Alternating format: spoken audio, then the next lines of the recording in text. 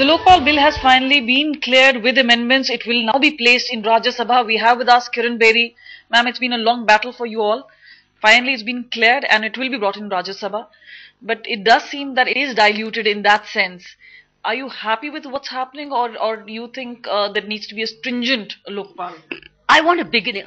We as Indians now, we want to see a beginning made. And we want to see that whatever the anti-corruption cases which are referred to the CBI are not politically tampered with. And I think that's a breakthrough. Because according to the Select Committee recommendations, if accepted by the Cabinet, cases which are referred by the Lokpal will now be reported only back to Lokpal. Even Lokpal cannot interfere in day-to-day investigation, but there cannot be a political dakhlandazi by the government in power into those cases. To me, that's a ray of hope. That's a new beginning. There have been some key suggestions that was made. One was about having a CBI chief appointed independently. There would be a collegium would be there, but that supposedly is not seeming to happen. You think that would be a big disappointment? If the Select Committee recommendation is accepted, then the collegium is the Prime Minister, the Leader of Opposition, and the Chief Justice of India.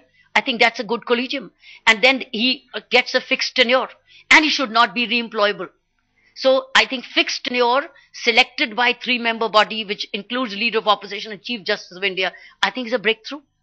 Also, ma'am, the bureaucrats, which earlier what we know is that they were not given the right to appeal, have now been given right to appeal. Do you think in that, if we go into the minutes of it, there have been certain dilution? Do you think? I can comment on this only when I read the minute thing, but I think natural justice must remain.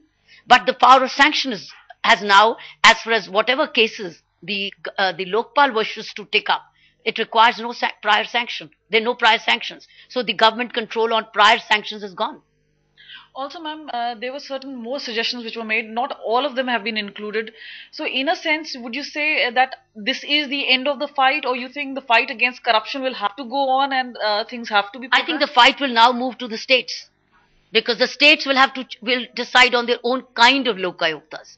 I think now the fight will have to be state-wise. That means every state will need to have civil society rise to the occasion to fight and put pressure on the state assemblies, on the state chief ministers or state governments to give them an effective Lokpal, which also is independent, where the crime branches and others and its state lokayukta are as independent as far as the anti-corruption cases are concerned. They could as well make crime branches of each state, almost like the mini CBIs. But that's a long way to go. I think one of the deficiencies of this bill is that now every state, it's not a center, it is only Lokpal at the center. The lokayuktas are now left to the state government. I don't expect much from the state governments. So it's going to be a long fight. You're saying the state governments will really look into it, but corruption movement has gone all across the country. The states should now work to have a Lokayukta within 1 year of setting up of at least the Lokpal. That's what the Select Committee recommendation is, within 1 year. But I think it'll get linked with their state assembly elections every time. And how active the youth movement is. Just as the youth movement became active on security, women's security, I think if they also become active on corruption scandals within the state, I think that will go a long way. And I can tell you it will get reached to every state assembly elections. That is one of your main concerns. But ma'am, if we talk about, you're talking about elections, you think the onus not only lies with the state governments now. Where do you think is this going to end now? You're saying state elections. So what is your next move going to be? You think the center has fulfilled its promise, the state government's responsibility? Well, so where does your movement end? The central government has only partially fulfilled, because it has conceded to the demand for so-called federalism. Well, right or wrong, you can debate on it.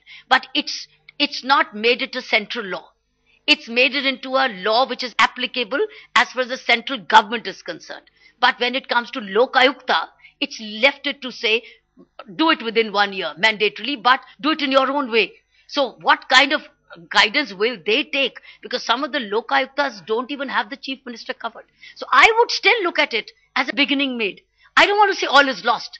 I would say something is gained, but a long way to go. But thank you for that whole movement of last 2.5 years, where everybody rose to their feet against this movement, including the media, where everybody rose up. We landed somewhere. Something which didn't happen for decades, you finally may see the light of the day with Lokpal, with four judges, and with four other hopefully well selected individuals who would be not re-employable, right, who would be independent, who could grant sanctions, who could order inquiry, who could ensure fair investigation, who would have the CBI director cannot be politically manipulated. I think I would look at these small gains rather than the larger, another loss that the states have been left on their own. So finally, thank you so much for speaking to us. So Kiran Bedi, they're saying it's a new beginning, not all is lost, and things need to be done at the center and very much at the states. With camera person Sanjay Chaudhary, this is Kamaljeet Sandhu in Delhi for Headlines Today.